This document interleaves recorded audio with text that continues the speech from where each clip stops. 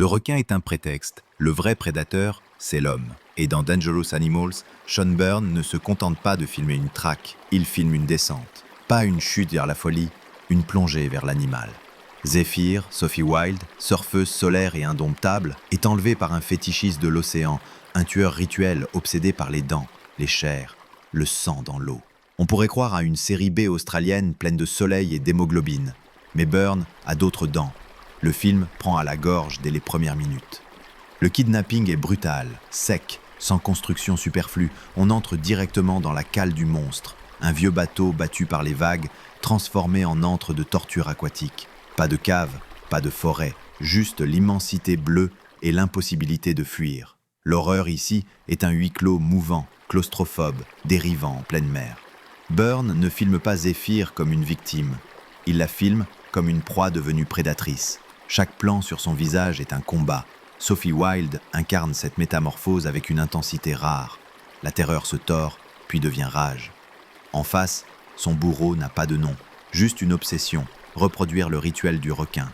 Mordre, traquer, imposer. Il ne parle presque pas, il souffle, il nage, il regarde. La mise en scène est un piège.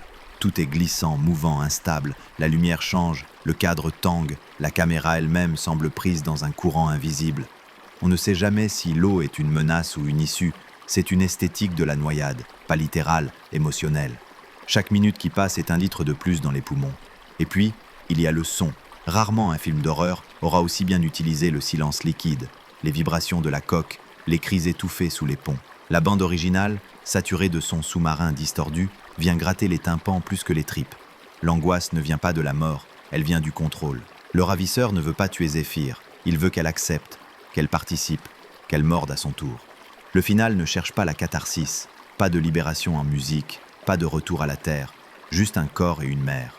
Un hurlement, peut-être, un goût métallique dans la bouche.